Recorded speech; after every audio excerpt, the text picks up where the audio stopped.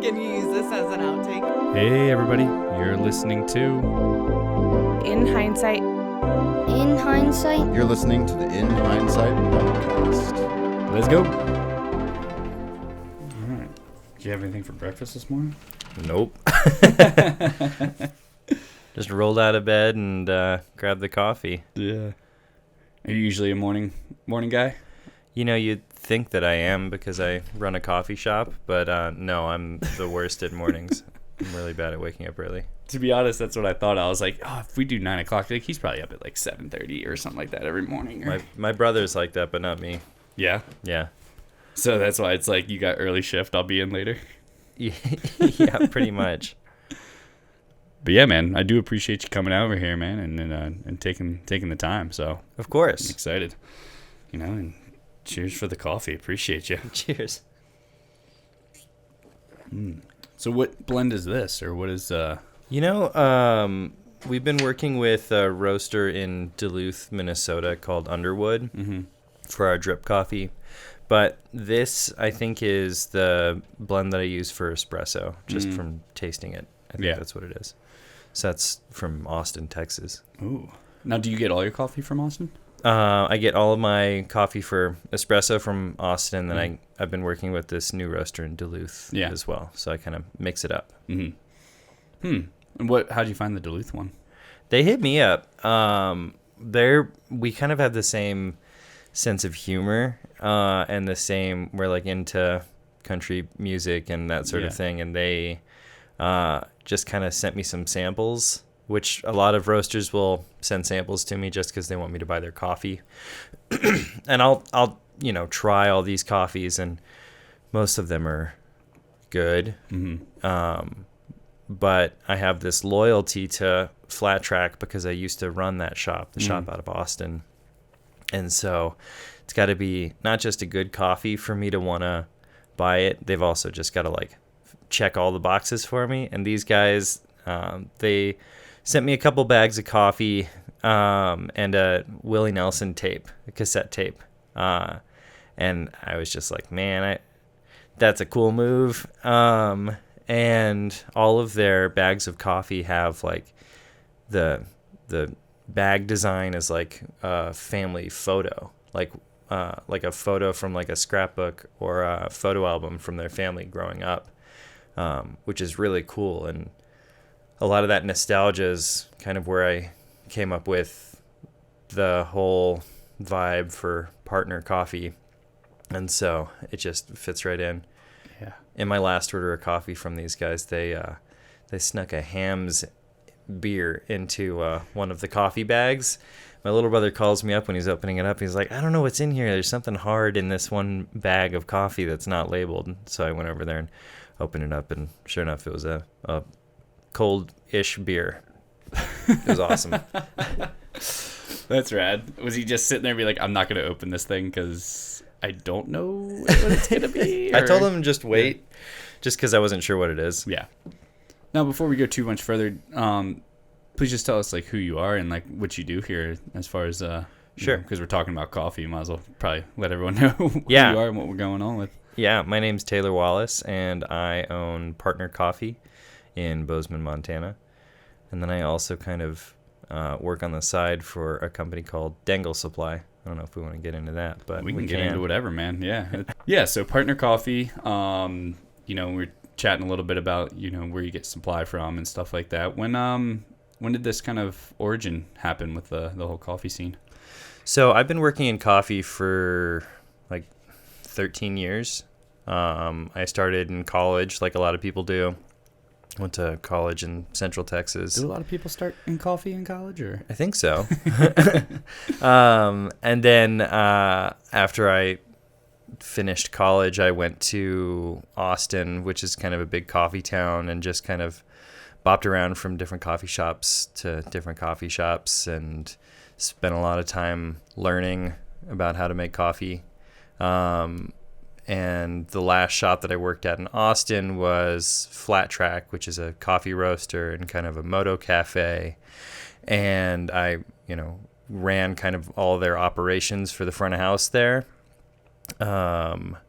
And that's kind of how I ended up moving here was one of the things that we did was we would run coffee for events. And so we were at Overland Expo West in Flagstaff, like in 2018. And so I was slinging coffees out of the back of a trailer and met a couple of guys that have a camper company here in Belgrade, but just close to Bozeman, called Go Fast Campers. My friend John introduced us, and we just kind of got along, and they were growing. They're always growing, and kind of needed to add somebody to their team. And I was like properly burnt out from running a coffee shop, traveling for these events. And then we were also in the process of opening a second coffee shop in Austin called Palomino. And we kind of bootstrapped that whole build out, and, we're doing kind of a ramshackled together service there that I was running while I was managing the other shop. And like all of these things culminating into like massive amounts of stress and like horrible work-life balance. And then like these guys offering me an out where I would get to move to Bozeman, which I've only ever lived in Texas. So it looked pretty good. And then I came up here to visit in, I think it was August. So leaving 115 degrees with like 85% humidity and coming to, 70 degrees where everybody's like, "Ooh, boy, it's a hot one today." And I just kind of couldn't say no. It's a pretty enticing place, especially coming up here in the summertime. Yeah. I think it's starkly different when people come up here in the middle of winter and it's this frozen tundra, like people being like, why would I ever want to live here? But then you get to those summer times and you're like, whoa, this is... Yeah, being a Texas boy, my little brother just moved here too, and we'll talk about that a little bit. But like both of us are so excited about winter. This is my third winter here, and I still get really jazzed about it just because my wife is from the Midwest, and she's from Iowa, and they have really hard winters there. She kind of hates winter here because she grew up with it. But since I'm not used to it, it's like, every time you look outside and there's snow on the ground, it's like it's a Christmas Disney movie and the world's made out of magic and everything's a playground. It's cool to have that perspective, man. I think that a lot of people forget that up here, or just forget that in places that they've lived that are so magical, surrounded by this type of climate.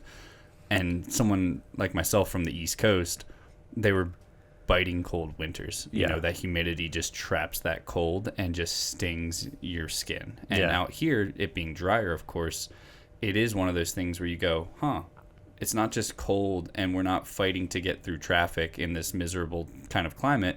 It's I'm trying to get to the ski hill so I can go and, ride down this mountain that is like such a beautiful thing with this snow that has fallen. And I think, do you take advantage of the wintertime with anything like that? Or So I still haven't learned how to ski. I've been... gotta get you out there, man.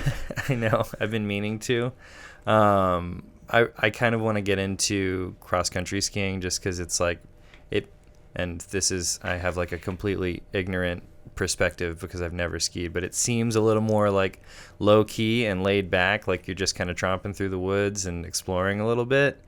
I'm also...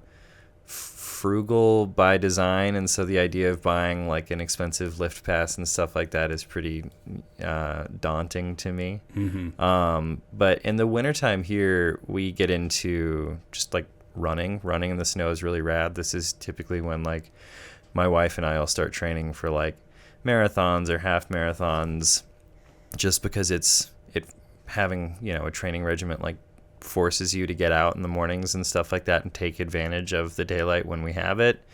And then, like I said, the snow is just fun. Yeah. I was talking to my friend the other day, and we were talking about this whole thing of like what gets you up in the morning, especially when it's like these very, not long days here in the middle of winter time. It's like tough to wake up. And I was like, I had to start attaching purpose as to why I would even get up. And so like what you said with training regiments, it was just like I've joined the gym, and I've not just joined the gym to join it. It's like I'm putting like myself in ski fit classes and this training regiment that actually makes me want to go. So that means I have to get up to go do that stuff. And, on top of that, when it comes around wintertime, most people are like, I'm not getting up early. Right. But when you do attach something like skiing or snowboarding to your life, you're like, okay, I want to get up there because it just snowed 12 inches last night, and getting on those early chairs is going to make a world of difference by getting out there and being able to like get first tracks to some degree. Yeah, totally. So yeah, these days the coffee shop gets me out of bed pretty early, earlier than I'd like anyways. But what time do you start operations? we open at 7:30, and so if I was more prepared and kind of more responsible, I'd probably get there at like 6:45 or 7 and like get to have like a nice chill open. But instead, I usually like wake up at 7 and like I'm like rolling into the coffee shop at like 7:25 just in time to like throw some drip on and start dialing in the espresso before people start to show up. But that's just how I am. My little brother, who just moved here from Fort Worth, Texas, to help me run the shop, he's the opposite. He's like your classic coffee professional, like gets up at 5 o'clock in the morning on his day off just because that's when his brain wakes him up. He's that kind of guy. And I don't have that in me at all. Like, I get excited to go open the coffee shop and like get to see everybody in the neighborhood and like make everybody coffee and tell everybody good morning. Like, that gets me out of bed.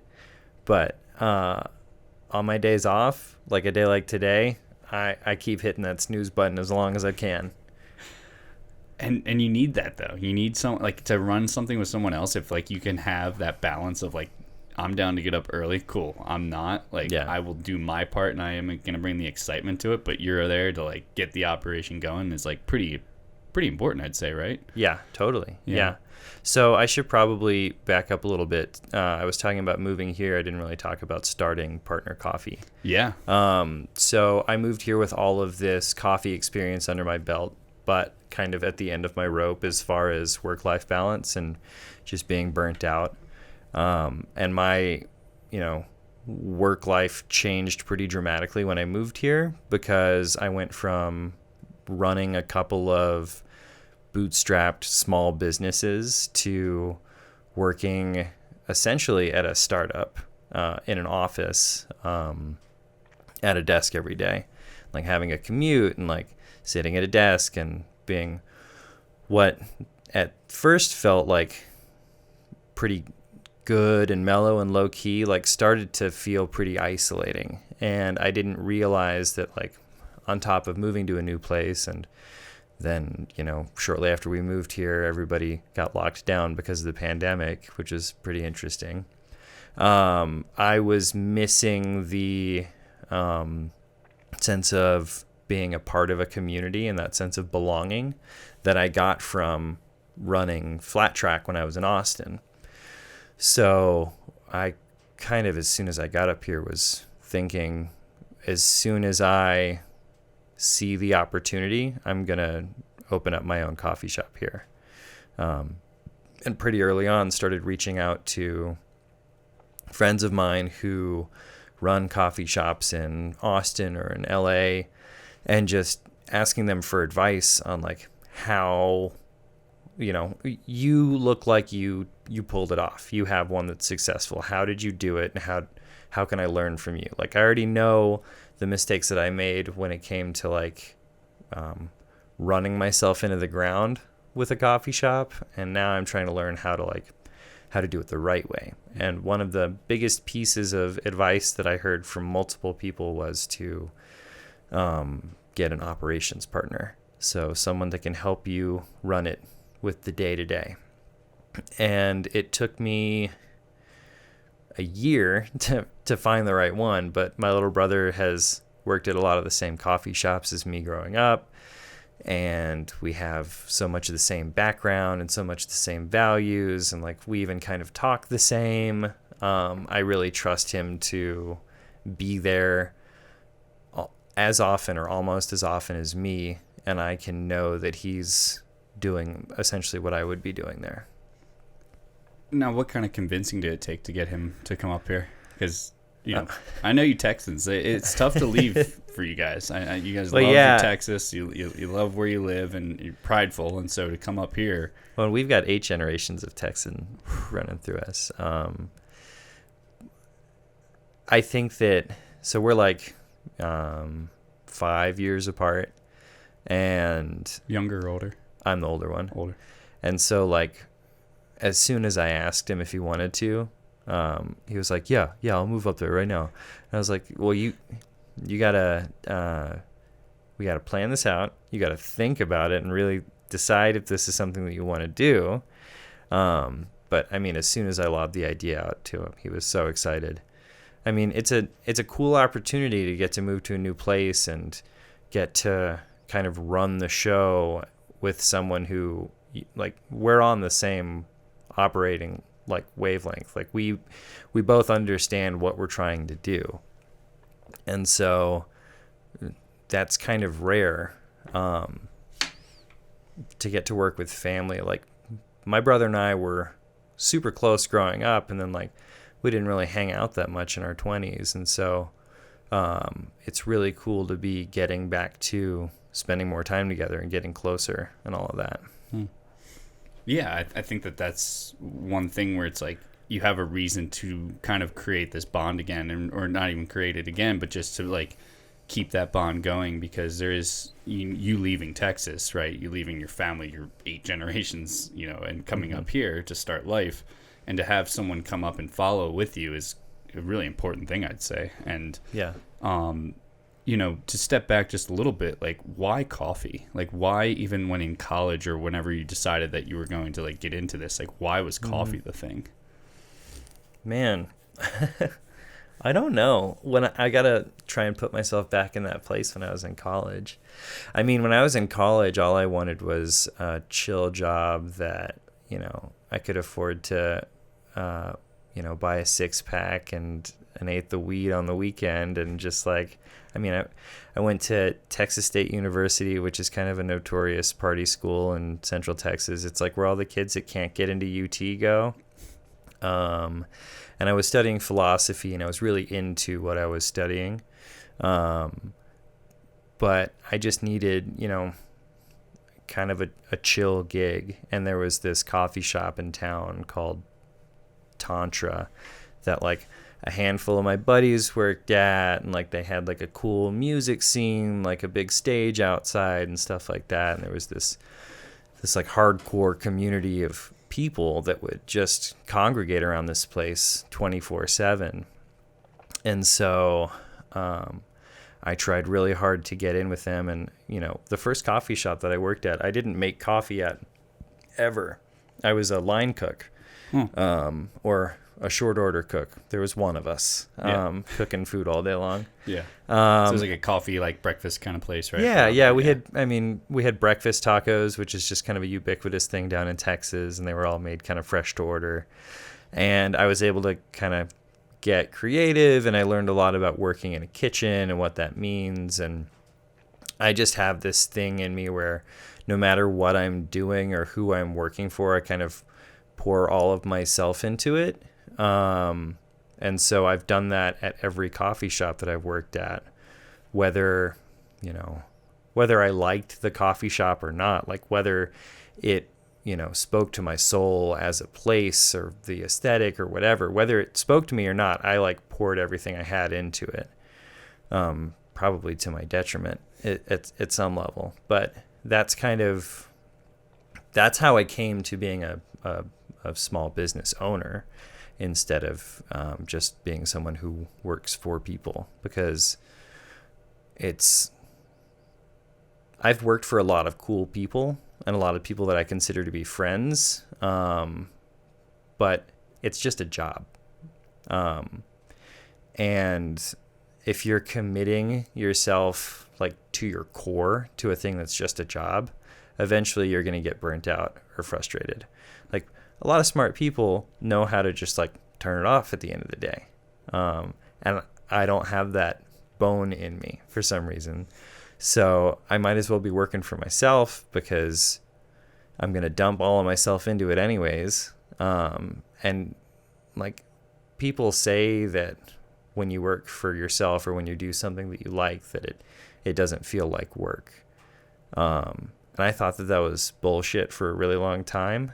And it's not. Like, it totally, I mean, if you are doing something that you enjoy, and like in my case, like creating a space that I like to be in and spend time in, it's really easy to go there and continue to spend time there, even on my off days. Off day. I have one day off a week.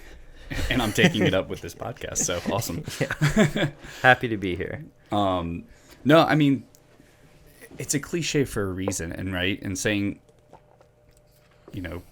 cliche for a reason is a cliche in itself, but like that sentiment is so true, because I've been able to work for myself before, and you realize you're like, you're not bound by the parameters. Like, you can pour your heart and soul into that job that you were doing down there, right? But eventually, at the end of the day, you go, oh, like, I think we should do this, but that's not your call anymore. You know, that goes to the person who actually runs it. So then you realize that you're stuck within this box. Yeah. And, to get out of that and to figure that out at the age that you have been is very important, and to be able to like see that this is a direction. I think a lot of people get stuck with doing something for a long time that they like, but they're not loving it, and they eventually might have resentment towards that particular career or job or whatever it is. Yeah, and if I was smarter, I would probably figure out how to do that, honestly. Like, a piece of advice that someone that I look up to growing up gave me was like, figure out what you love to do, figure out what your passion is. We were talking about music at the time. He was like, figure out what kind of music you like to play and write, and then find a realistic job that can support that passion, and then just work it 9 to 5. Shut it off when you're done and go focus on your passion.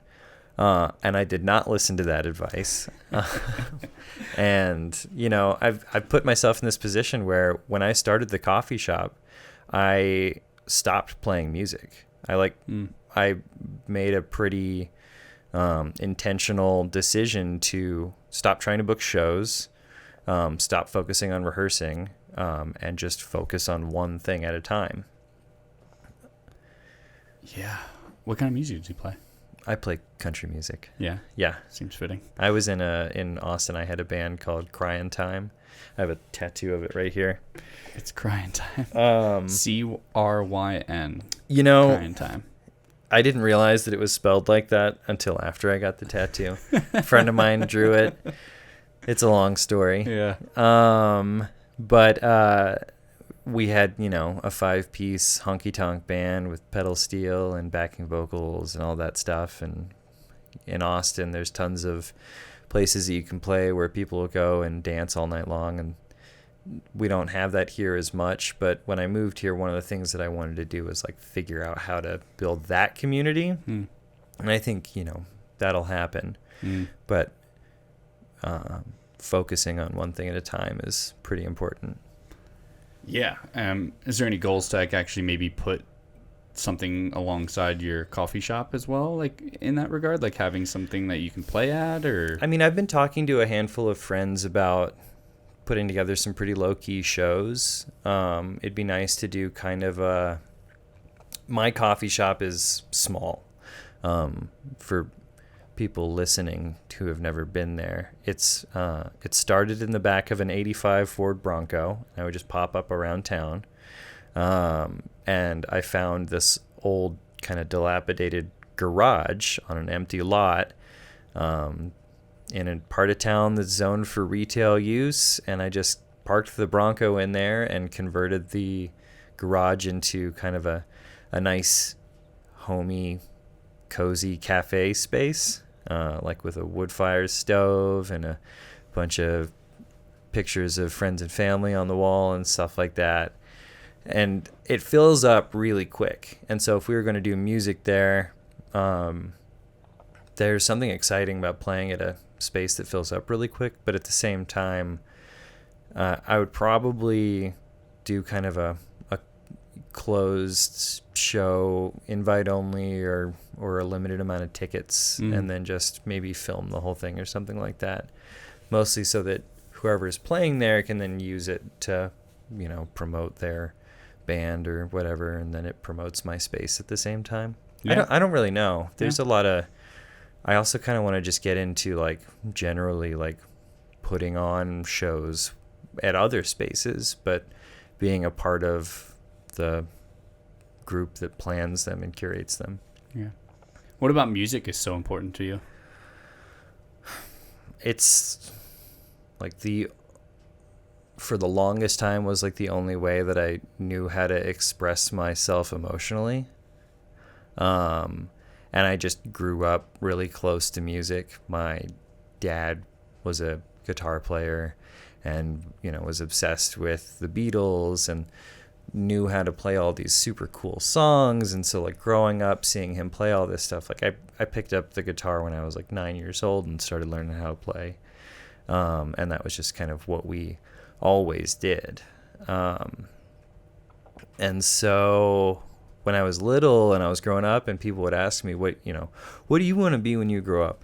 I would always just say, like, I want to be John Lennon or something like that. Or, I never wanted to be like an entrepreneur or an astronaut or a firefighter. I wanted to play music. And cool thing about playing music is you can put it down and pick it up kind of your whole life. I had somebody one time, he's in this band called Midland. His name's Mark.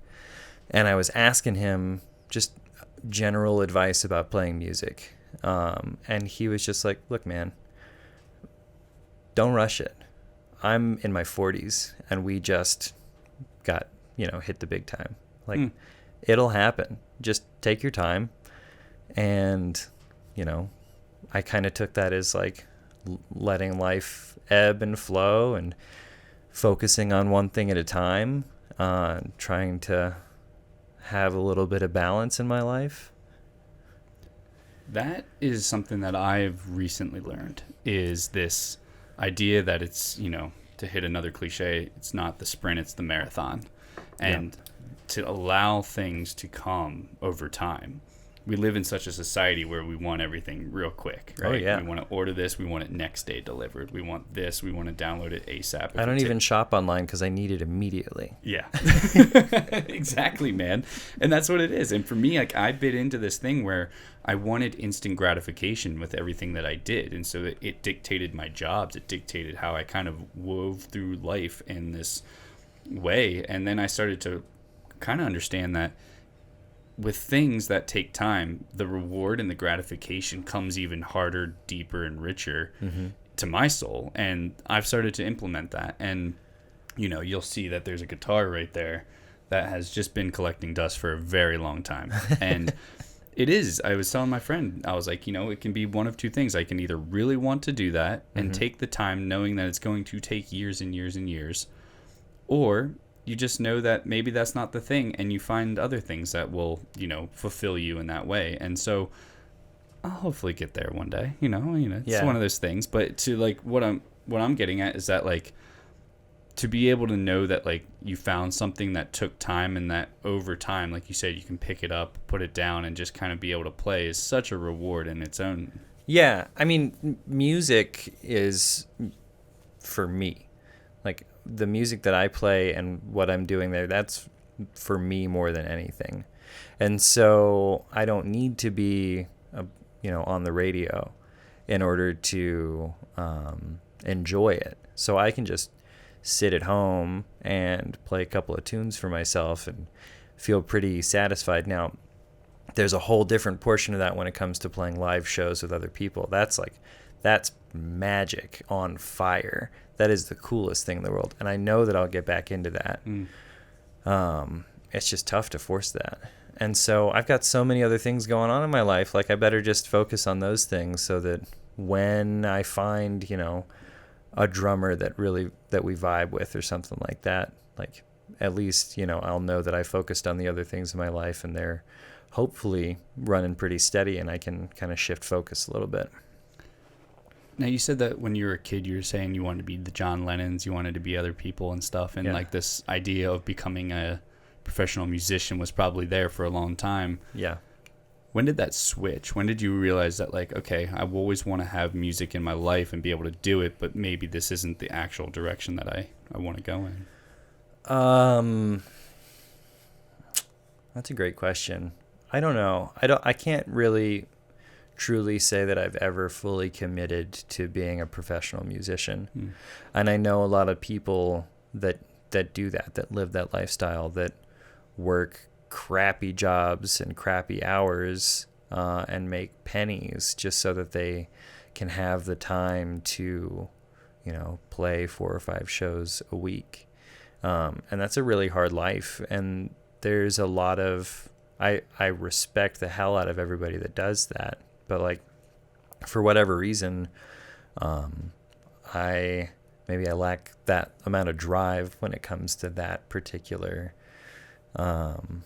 thing. I don't know. All of this is kind of relatively recent, and it'd be nice to get myself to a point where I can focus on recording some music too. I think that that's kind of the next step for me. I've messed around with a couple of recording techniques over the years and played in a couple of different types of bands, and live shows are really fun, and I'd like to put them together, but it'd be nice to put something together on tape, and then figure out how to bring that to life in person at some point.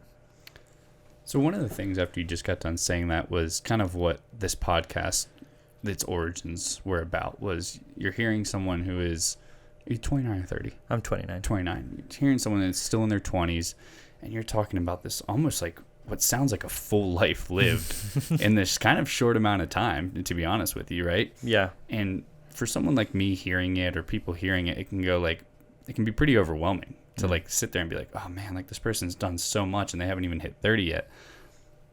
How have you figured out how to manage all of this? And maybe to you, it's just you've been living your life, but to other people, it's like, oh, he's singing, he's playing music, he's running businesses and coffee shops. It's like, when you unpack all this and you look back and you go, oh, wow, I've done a lot. Yeah. What does that like management of time look like for you? My time management skills are probably pretty poor. Although I guess when you put it like that, it gives me a little bit of perspective to show me that I've, I feel like I don't have a lot of free time because I'm always doing things. And so maybe my time management skills are pretty okay. I'd like to be able to figure out how to read a book from cover to cover though. Find the time to do that. I don't know, man. I just am kind of going with the flow. Kind of always have been. It's like not taking life too serious and allowing each day to come with an intention, but also with, again, paired with that purpose of like waking up and being like, I could just go with the flow and it could be nothing today. That's fine. But then tomorrow it's going to hit me that I want to keep achieving this. Right. Yeah, I have my hardest days of my week are typically my days off, because I, for the longest time, would deal with like anxiety and guilt around not doing, like if I was going to try and sit down and watch a movie in the middle of the day on a Friday or a Saturday, I can't figure out how to sit still. And so on days like that, I typically will like make a lot of lists, even if one of the things on the list is like watch a movie or like play a little guitar. I still put it on the list, and for whatever reason, tricking my brain into feeling like, oh, got that thing done, even though it was just sitting down for an hour. Yeah. Kind of helps me to balance that out a little bit. That's important though. Like creating, like even the making of the list is an important thing that I've had to realize in my life, because I look at it and I go, oh, okay, Matt, it does say take some time to go read a chapter of your book. And because I've like set myself up for it, it's like part of my like active to do. But again, you've tricked yourself into being like, oh, you read some of your book, right. Just sitting. I did something. Yeah. I crossed it off the list. That was productive. Yeah. Even though it was like that chill thing that if you just did it naturally, you would have anxiety with, but because you listed it, you're like, oh yeah, I took care of some stuff. Totally. Right. Yeah. It's funny, but that's the type of brains that, I have, and that's the type of brain that you have. And it's like one of those things that we need to kind of keep that fire going. We have to keep adding fuel to it. And, at some point, we will slow down. I don't think that that's an issue. And I mean slow down as in like we will be able to appreciate just waking up, reading for a while, or taking that Saturday to just be chill. But, for now there's this energy that we want to like kind of unleash and put it into things that we find beneficial both through our souls and to give back too. What you do is a very giving thing in the world of both music and specifically coffee. Yeah, definitely. Yeah, I mean, one of my main goals with Partner Coffee is to put something together that is small enough that anybody that walks in the door can feel like they are welcome and they are supposed to be there, and small enough so that, you know, it can support my brother and I, and we can live in a place like Bozeman, Montana, and we can, you know, have a couple days off a week, but not so big that we're constantly hustling and constantly chasing paper. And it's a tough balance to strike, especially in small business, especially in retail, especially in food service, because there's the way that these businesses grow. You get to these plateaus where you have to hire 5 or 6 people on your staff, or extend your hours, or figure out how to add, you know, food to your menu instead of just coffee if you want to keep getting people in the door. And you constantly run into this thing where you're like, well, if I want to make a little bit more money, I need to figure out how to hire a couple more people, which means that I need to then make a lot more money to keep paying them, especially if I want to pay them well. And so figuring out how to strike that balance of, basically, I just want to keep the scope of it as small as possible, so that just two people who enjoy going there every day can go there every day and pay their bills, get to see all the smiling faces that they want to see every day, and then, you know, go home and be kind of fulfilled. Do you think that gets lost on a lot of people? I think you're kind of alluding to it a little bit, which is like people start off with your same mentality, right? I mean, I feel myself getting lost in it already. Yeah. It's I've seen it happen, and it's when you're on the other side of it, it's really easy to be like, you're doing that thing. Like, you need to just focus on one project at a time. Like, what are you doing? You've got a coffee shop that's like running pretty good. Why don't you just focus on that? Why are you trying to open a bar? Like, you know, that sort of thing. But when you're in it, it's like second nature. It feels like you have to do it. And so I'm constantly trying to remind myself to keep things small. Like, for the whole year, I was only open 5 days a week, because it was just me running the shop. And I wanted to have a day off to spend with my wife. So I took Sundays and Mondays off from the coffee shop, and then I worked at my other job on Monday. And, you know, I probably could have made a lot more money if I was open on Sundays, and I didn't really do much on Sundays. Sundays are big coffee shop days, but I needed that day to spend with her. And so I made the decision to, you know, make less money in order to have that balance. I should say that, you know, I wouldn't have been able to start this coffee shop if it weren't for Sarah, because I didn't have a lot of money going into starting this shop. That's why it was, you know, an espresso machine in the back of my Broncos are cool. And I did a lot of work on my Bronco, but it's a clapped out old Bronco. So I don't have like a, you know, a $40,000 Icon Bronco or something like that. This is the guy that I bought it from, it was his hunting truck, and he just drove it up into the mountains and would clean deer on the tailgate and stuff like that. So yeah, I wanted to ask you what the origin of that whole Bronco situation was, and like why even like that was the choice of vehicle to do this, or if that was just happenstance. Like, my daily driver for a long time was an AMC Eagle, which is a lifted 4x4 station wagon. It's like the American predecessor to the Subaru, and they were made in the 70s and the 80s by a company called AMC, which is since defunct. For a long time, they were the manufacturer of Jeeps. And so if you find like an XJ, a Jeep Cherokee from the late 80s or early 90s, you'll notice all of these nice trim pieces on the inside that kind of have this like old school timelessness to them. And that's because AMC was manufacturing them. AMC Eagles are super cool.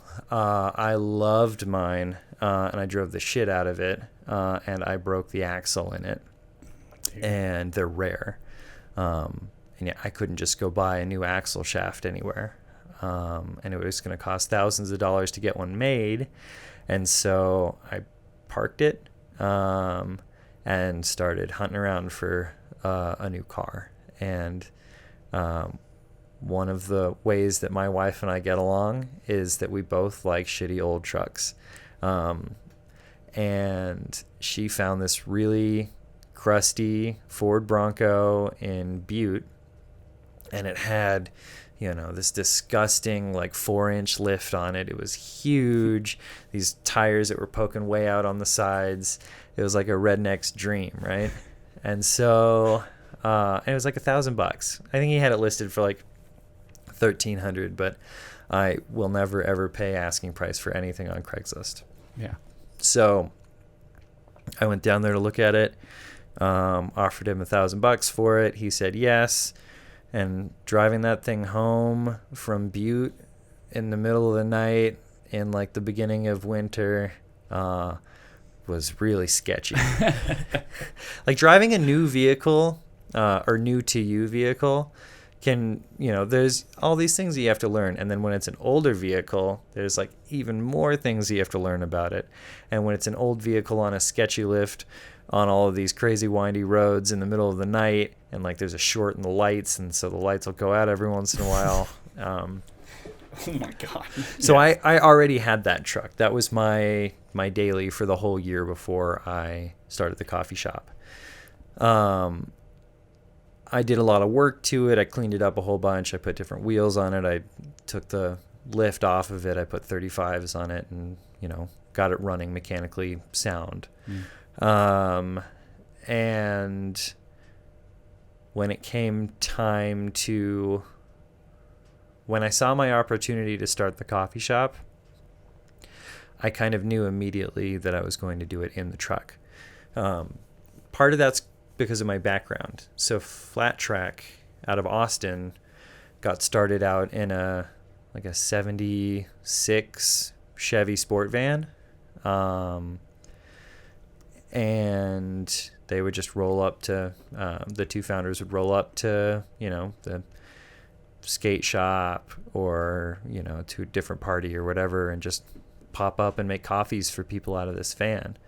And so I knew that model worked, and I knew that doing it out of a cool vehicle worked because it gave you almost immediately a something that people can identify your brand with. And the Flat Track van kind of became iconic in Austin. And so I had this great car that I loved a lot, that I was already driving every day. And it all just kind of clicked into place, figuring out how to build a box in the back that could just pull out over the tailgate and hold the espresso machine and everything. And it I haven't had to do much else with it since we built that whole thing out.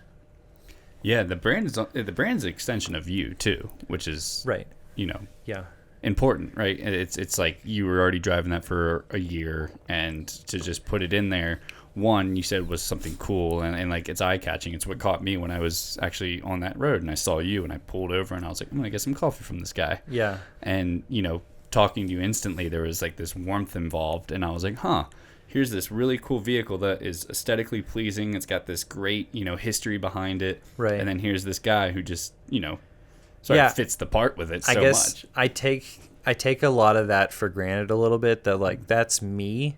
I don't think about that. I'm just oh, it's a cool car. I like it. Well, I think it's cool. It's part of who I am.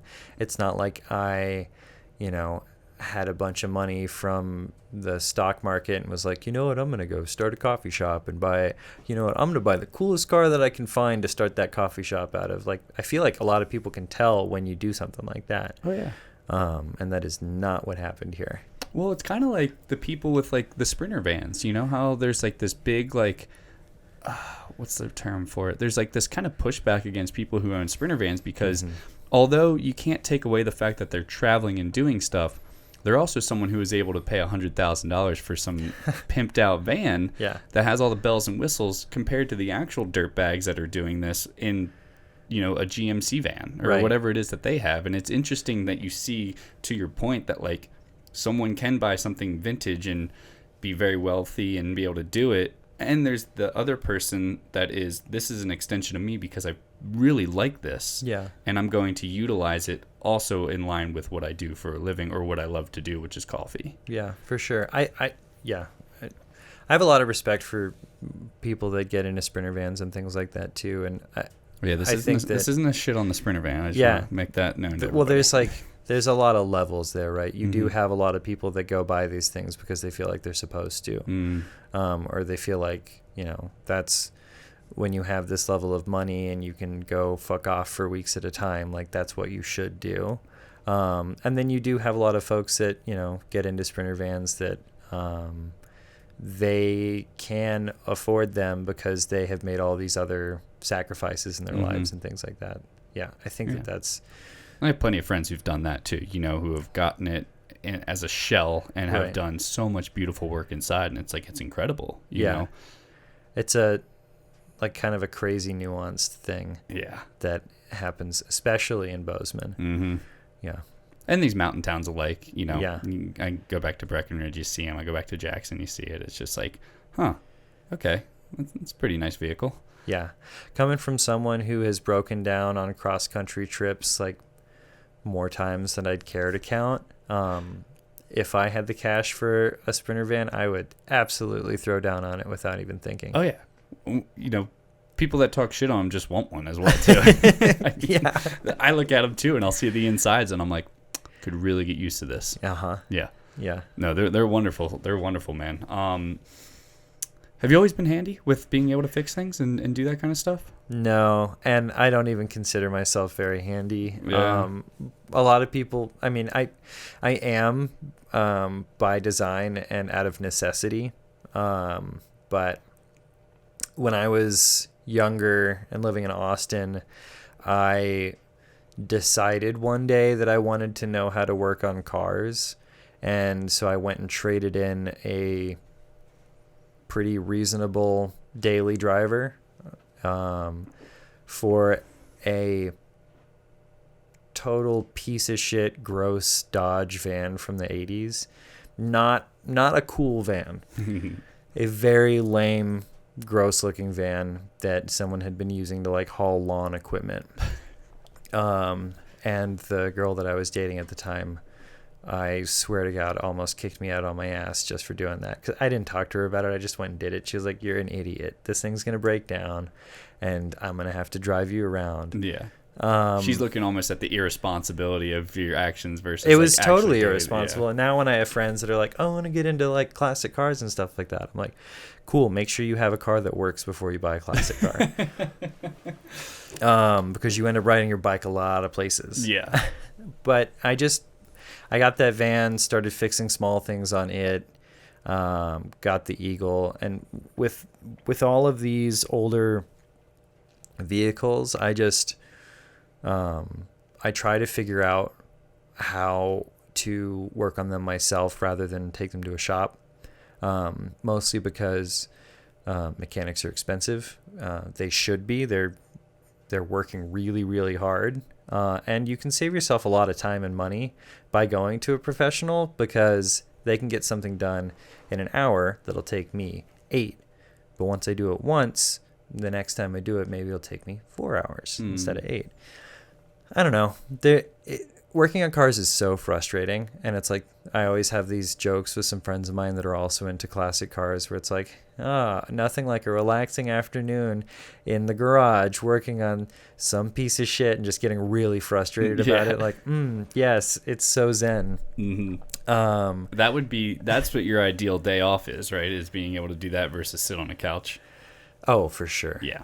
Yeah. Even though it's I will get so mad at what I'm working on and it will be so frustrating. There's just, there's nothing like getting it right, taking it for that test drive. Oh my gosh. Yeah. And it goes back to what you're saying, that thing over time, right? You're not going to get that done in 1 day, 2 days, 3 days. Maybe it's going to be a little bit of time. It's when I have friends who have been working on a car, I go to my buddy's house in Belgrade and I'll sit there and be like, "Oh, it's still in the garage." He's like, "Yeah, I got a couple more things," and it's 3 months in and stuff. Oh yeah. But he's got another car, to your point, Right. And you go, oh, it's this time process that when he does fire that thing up, that everything he did was like delicately done enough. Yeah. Even with all the frustrating times, that now he can roll it off the wheels or roll it off the supports and then go and take it into town. Yeah, exactly. And he loves it. Yeah. He loves it. Yeah. Good. I was just going to say, talking about cars and stuff like that makes me miss driving the Bronco every day, because now it parks itself in the garage and I take it out for the occasional event and things like that. But one of my goals for the next year is to figure out, I need to get some more coffee equipment so that I can accommodate events and stay open at our brick and mortar. And I'd like to figure out how to free the Bronco so that I can drive it more often. Hashtag free the Bronco. Yeah, it's the evolution of growth in some regards too. Like you said, you always want to keep it in this small scope of things, and that garage almost fits that to that degree. Right. But like you said, you realize that there's going to have to be some changes made. That there's just a couple boxes unchecked. But at the same time, like, I'm trying to just let that stuff come to me as it comes to me. And when I see opportunity, I grab it. But I don't want to force anything. What does opportunity look like when it comes through your scope? Well, if you're delusional like me, you can rationalize anything into being opportunity. So I guess what I mean when I say that is that, like, I just follow my gut, and when I see, a space that is available and is in the right place and checks these boxes, and then my gut is like, go for it, dude. That's when I do it. And then I'll talk to the people in my life. I'll talk to my wife, she's a partner in this business, and gives me tons of good advice and helps me balance things out and supports me and makes kolaches for me on Friday nights when I'm too tired to make them. And then now we've got my brother added into this, and so talking to him about, what he values in a space and that sort of thing. Yeah, I've noticed that, like, and like, it goes back to like what you were talking about with your brother being like, I'm in. Like, wait, you didn't hear the whole pitch yet. Yeah. I mean, you've been living that mentality. I've lived that mentality so much of just like, I'm gonna do it. Like, I picked up and moved to Jackson Hole knowing nobody. I had to buy an RV. I slept out of it. No running anything. Just like needed a place to live, and I couldn't find a place to live, so I parked it in some, landscape person's, yard basically, and just lived out of it. And as I've gotten older, we've tried to refine how we've gone through it, just like you buying that van that was less than desirable where you almost got kicked out. We become more conservative a little bit as we get older, because you want to make sure that you're not just like, on a whim just doing something without actually thinking about it or having that gut instinct. And the evolution of it is really kind of a beautiful thing. And so for you, looking back at that, younger self, that younger Taylor, what have you seen, like, as far as your approach to how you now go about the process of taking these leaps? Because they're important, but it's not like you're just going to do something because you're 22 again. Right. You now have to think about it a little bit more. Well, I like to think that I'm a little less impulsive, but I don't know that the people in my life would agree with me. Outside perspective would have another opinion. I think that I'm less impulsive than I was. But I'm still pretty impulsive. But it's paid off for me. And, I'm trying to be patient in other places. So I think that patience to some level is a big thing that I've learned. But also listening to my gut, and, it's paid off, and so I trust it. And so there's something inside of me that is guiding, what decisions I need to be making. And it's not like a conscious voice, it's just a feeling. And so sometimes when I feel that and it feels like a crazy impulsive decision, I'll take a minute and I'll talk it through with somebody. Usually my wife or a friend of mine, or both. And then I'll, once we've talked it through, if it makes sense, I'll go for it. Now, I could probably say that you always didn't have someone. I shouldn't say you didn't have someone to talk to, but sometimes in the younger self, this decision would come up in your gut, And I would just do it. and you would just do it. Yeah. And I'm sure you've gone down the misdirected path. No, I've only always made good decisions, always my whole life. Never have made one wrong decision. That's right. Listen out. No regrets. Yeah. But when you were going down those paths that you're like, this isn't it. Like, how did you figure out, not sure how did you figure out, but like, what allowed you to turn and go, this isn't it? And like, and redirect that ship a little bit, you know? Because that's something I think a lot of people, and again, another reason for this podcast, and because this is an early episode, I just want to kind of get these out there, is that like so many people find themselves going down that misdirected path for themselves and choose not to get out or can't figure out how to get out of it because they feel like, I'm making the paycheck, you know, it's providing this for me. And like, you know, they feel bounded by this thing. Right. Instead of breaking away from that, knowing that it's going to kind of lead to a better result in their own life. Sure. I mean, I feel like I'm the last person to be giving anybody advice on anything. So, listener, be warned. Yeah. I think that when I have gotten onto an undesirable path, paying attention to opportunity and to my gut for a way out, and then listening to that, has typically worked out. That's how I ended up here. That's how I ended up in Bozeman. That's how I ended up with the coffee shop that I have, which is kind of this crazy thing that my wife and I both kind of took a gamble on. But I was going down a path that I didn't like, where I was angry all the time and not eating enough, not getting to ride my bicycle when I'd like to, or, you know, really have much enjoyment, because I was working too much and I was just pouring myself into work. And being able to recognize an opportunity or a way out, or a way to, not a way out, but a way down a different path, and not ignoring it and paying attention to it, I think was what got me out of there. Yeah, and I don't think anyone who hasn't had to go through that, you know, anyone who's had to go through that would also say, like, it's a scary feeling. Yeah. Oh, for sure. You know? I mean, it's hard too, because sometimes when you're so far in it, you can't recognize opportunity when it's around you. But I don't know,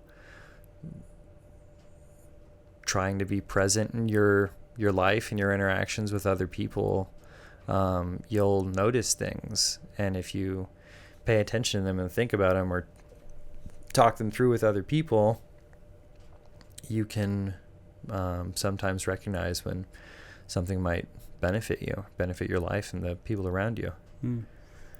And I also think adding the things around you that, you know, alleviate the pressure of the everyday. You know, like, you can be in this trajectory that you may not necessarily be stoked on with, like, say, career, but you've also surrounded yourself with other things that you like to do. And I think that, like, balance ultimately can shift that mindset of, like, I like all these things I'm doing around it, but I don't like this thing that I'm in.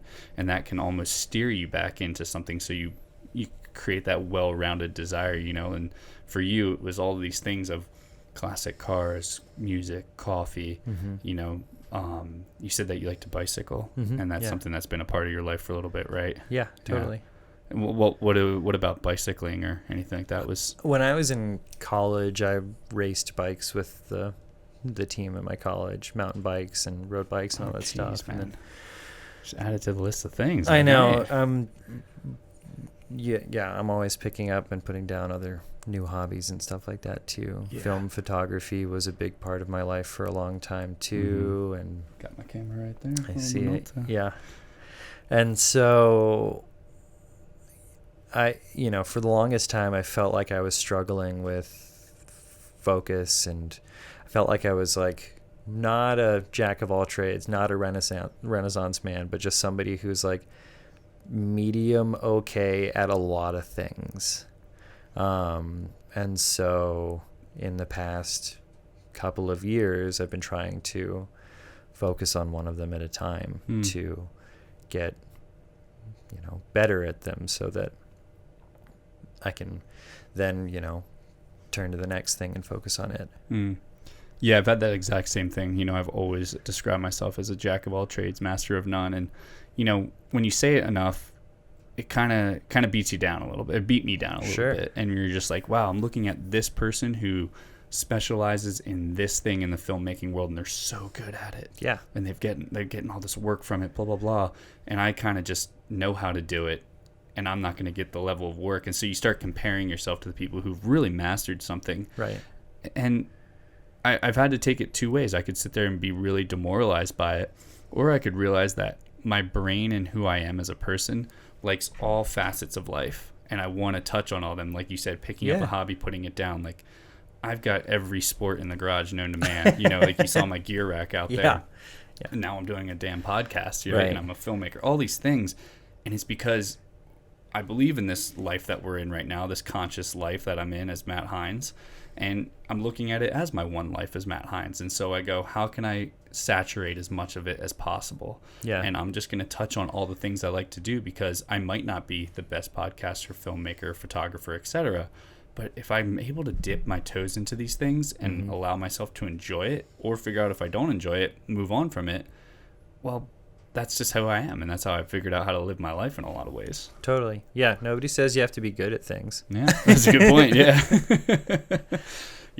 People usually say just try it, just go for it and see what happens. And on that note, like what's next for the evolution of, the coffee shop and Taylor? Just trying to focus and keep this dialed. Dialing in a little bit more every day. We just got my brother up here. He's been here for, I think, 2 weeks, so it's still pretty fresh. But now we're open 7 days a week, and so we're kind of getting into what that feels like. And like I said, just trying to focus on keeping that small. I have all these ideas for things that I want to do. I really want to start a Jewish deli over the hill in Livingston. A Jewish deli? Yeah. Are you Jewish? Yeah. I think that would be a hit over there. I think it'd be a lot of fun. I think it'd be an interesting challenge and an opportunity to collaborate with some people.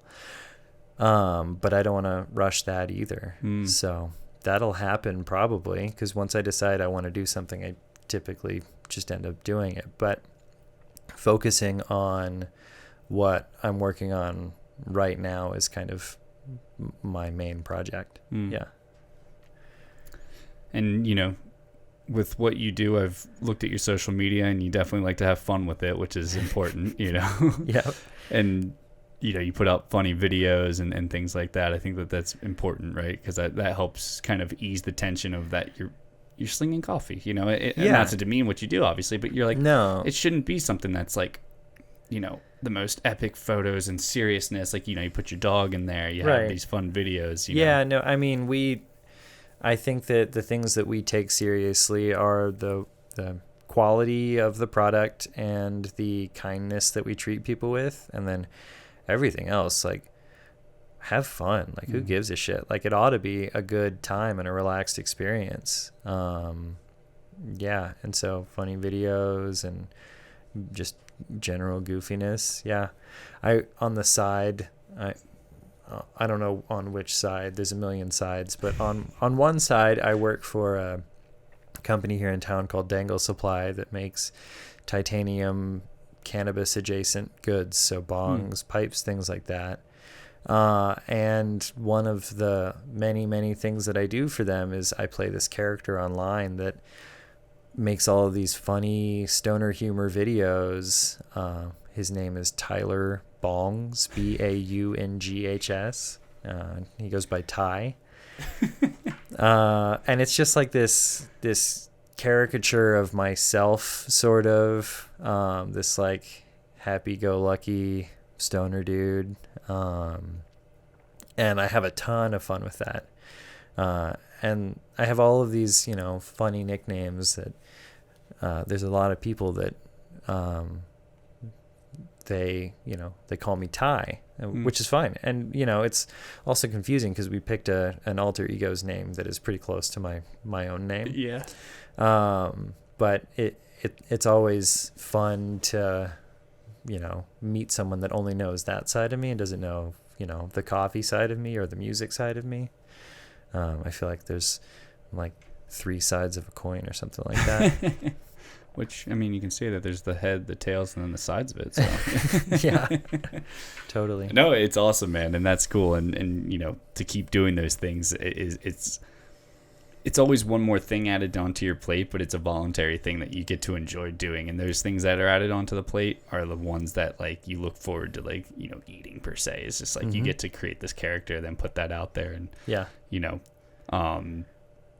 will you continue to keep doing that with this character and do that with this company? And totally. That's awesome. I've kind of built my schedule with the coffee shop around being able to continue to do work for Dangle Supply. They, it's a really small company. There's 4 of us. There was 2 of them when I got hired on, and they kind of helped me bridge quitting my old job and starting a business and, keeping some cash flowing into the bank account.